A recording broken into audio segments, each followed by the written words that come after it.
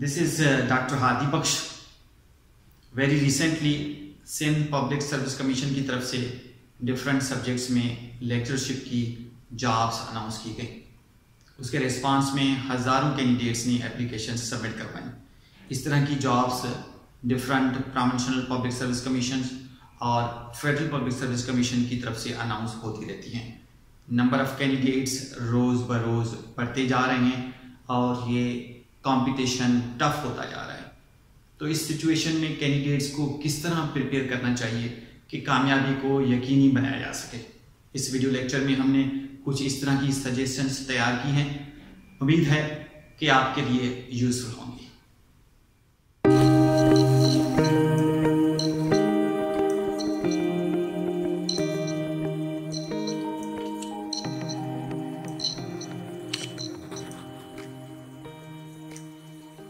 Number 1, treat the exam as a challenge. आप जिस exam में अपीयर होने जा रहे हैं उसको एक रूटीन की एक्टिविटी के तौर पे कंसीडर ना करें, लेकिन उसे एक चैलेंज के तौर पे एक्सेप्ट करें।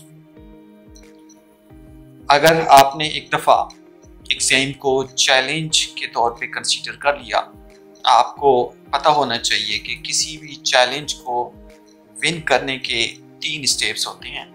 Number 1, awareness. आपको पता होना चाहिए कि चैलेंज कितना मुश्किल है, चैलेंज कितना हार्ड है, चैलेंज के लिए हमें क्या क्या करना चाहिए। एंड नंबर 2 है कि एक्सेप्ट द चैलेंज। चैलेंज को समझ लिया, चैलेंज को एक्सेप्ट करें कि ये मेरे लिए एक चैलेंज है, मैं इसे एक्सेप्ट करता हूँ। Number 3, action. चैलेंज को एक दफ़ा आपने एक्सेप्ट कर लिया, चैलेंज को विन करने के लिए एक्शन बहुत ज़रूरी है, क्योंकि कहते हैं कि कोई भी काम एक्शन के बगैर जस्ट एक फैंटेसी है या एक खूबसूरत ख्याल है। तो चैलेंज को एक्सेप्ट करने के बाद आप एक्शन के लिए प्लान करें, क्योंकि एक्शन के बगैर इस चैलेंज को विन नहीं करते। मेहनत के बगैर चैलेंज को विन नहीं कर सकते। नंबर 2 है mentally create a win win situation. Exam को एक दफ़ा आपने चैलेंज कंसीडर कर लिया, चैलेंज एक्सेप्ट कर लिया और चैलेंज के लिए तैयारी कर ली कि चैलेंज को किस तरह विन करना है। इस स्टेज पे आप अपने आप को यकीन दिलाएं कि कामयाबी आपकी है। इस यकीन दहानी के बाद आप में कॉन्फिडेंस इंक्रीज़ होगा और यकीनन आप इस तरह मेहनत करेंगे कि कामयाबी आपकी ही होगी।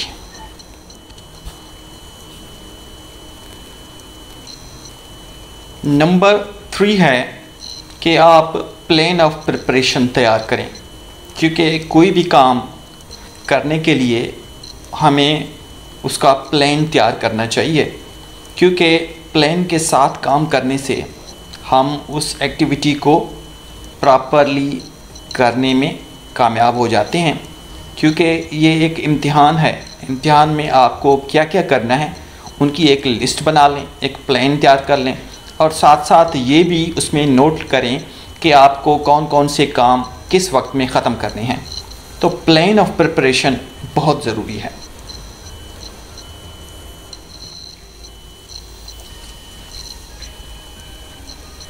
नंबर 4 है कि read the syllabus and contents of your degree program from HEC।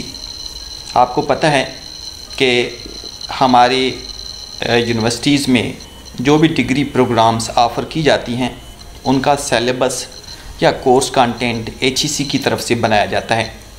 तो ये जो अपडेटेड कोर्स कंटेंट है ये HEC की वेबसाइट पे मौजूद है और आप वहाँ से उसको डाउनलोड कर लें, उसको रीड कर लें। और मैंने इस वीडियो लेक्चर के डिस्क्रिप्शन में लिंक्स प्रोवाइड किए हैं, आप वहाँ से ये सब्जेक्ट्स के डिफरेंट सब्जेक्ट्स के जो सिलेबस हैं HEC अप्रूव्ड सिलेबस वो आप डाउनलोड भी कर सकते हैं। आपने HEC अप्रूव्ड सिलेबस अपने सब्जेक्ट का डाउनलोड कर लिया है और उसको समझ लिया है, अंडरस्टैंड कर लिया है, क्योंकि आपके सब्जेक्ट के अंदर जितने भी सब्जेक्ट्स हैं जो आपके कोर सब्जेक्ट के साथ बिलोंग करते हैं। जिस तरह अगर आपका डिग्री प्रोग्राम बॉटनी है तो बॉटनी के साथ रिलेटेड जो भी सब्जेक्ट्स हैं उन सब के सिलेबस और कंटेंट्स आप एक दफ़ा पढ़ लें, समझ लें। पढ़ने और समझने के बाद आप उनके नोट्स तैयार करें। जो भी बुक्स रिकमेंडेड आपने अपनी डिग्री प्रोग्राम के दौरान पढ़े हैं या आजकल पढ़े जाते हैं जो रिकमेंडेड हैं, उनके मुताबिक आप नोट्स तैयार करें हर सब्जेक्ट के जो आपकी डिग्री प्रोग्राम में मौजूद हैं। उन सारे सब्जेक्ट्स को टारगेट करना इस वजह से ज़रूरी है क्योंकि आपका एग्ज़ाम का जो पेपर तैयार किया जाएगा वो throughout the course content of your degree programme तैयार किया जाएगा कि आपके डिग्री प्रोग्राम के अंदर जो भी कोर्स सब्जेक्ट्स हैं उनमें से क्वेश्चंस जो है ना वो आपके एग्ज़ाम पेपर में दिए जाएंगे।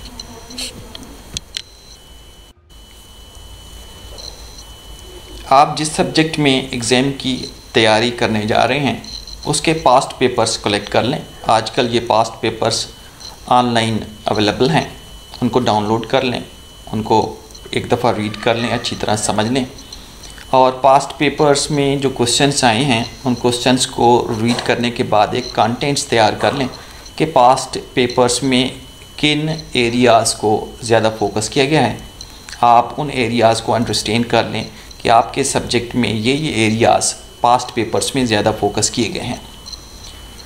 ये पास्ट पेपर से आप ये भी सीखेंगे कि आपके इम्तिहान का पैटर्न किस तरह का है, कितने क्वेश्चंस उसमें दिए जाते हैं और पेपर का फॉर्मेट या पैटर्न क्या है। अगर वो मल्टीपल चॉइस क्वेश्चंस पैटर्न है तो एक सवाल के जवाब में कितने चॉइसेस दिए जाते हैं।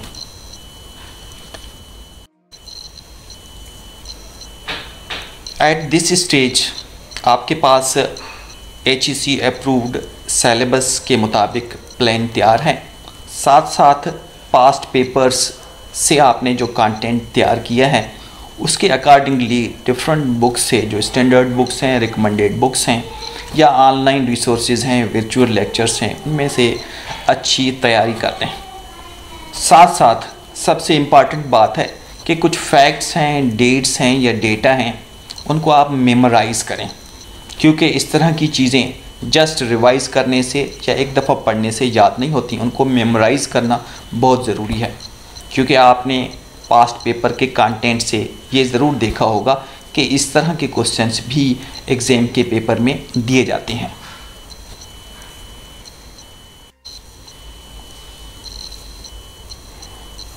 आपने HEC के सिलेबस के मुताबिक और पास्ट पेपर्स के कंटेंट्स के मुताबिक तैयारी कर ली है और डेट्स, डेटा, फिगर्स को मेमोराइज़ भी कर लिया है। अब ये टाइम है कि आप अपने आप को असेस करें कि आपकी तैयारी कितनी सक्सेसफुल है। तो अपने आप को असेस करने के लिए मॉक टेस्ट ऑनलाइन अवेलेबल हैं। मैंने मॉक टेस्ट का लिंक इस वीडियो लेक्चर के डिस्क्रिप्शन में दिया है, आप उनको एक्सेस कर सकते हैं और ऐसे मॉक टेस्ट को अटेम्प्ट कर सकते हैं और वो मॉक टेस्ट आपको ये बताएंगे कि आपकी तैयारी किस तरह की है और कितनी सक्सेसफुल है, किन किन एरियाज़ को आपने कवर किया है, कौन कौन से एरियाज़ आपके अभी तक वीक हैं। ऑनलाइन टेस्ट के अलावा आप इस तरह के टेस्ट किसी एकेडमी में, ट्यूशन सेंटर में, कोचिंग सेंटर में या अपनी सीनियर्स, प्रोफेसर्स, टीचर्स के तैयार किए गए इम्तिहान में अटेम्प्ट करके अपने आप को असेस कर सकते हैं।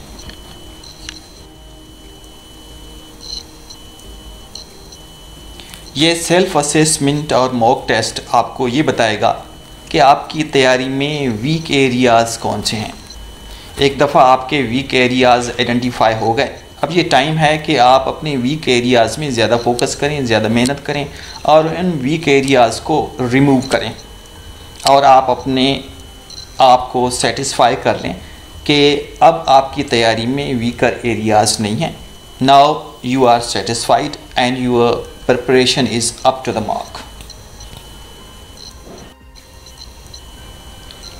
सेल्फ असेसमेंट के बाद वीकर एरियाज़ को रिमूव करने के बाद ये एक दफ़ा ज़रूर करें कि इम्तिहान में अपीयर होने से पहले, एग्ज़ाम में अपीयर होने से पहले अपने पूरे कोर्स को रिवाइज़ कर लें। जो आपने नोट्स तैयार किए हैं HEC के सिलेबस के मुताबिक या पास्ट पेपर्स के कंटेंट्स को रीड करने के बाद अपने सारे नोट्स को अच्छी तरह रिवाइज़ करें। डेट्स, डेटा, फिगर उनको भी ज़रूर रिवाइज़ करें। रिवाइज़ करने के बाद इम्तिहान में अपीयर हों।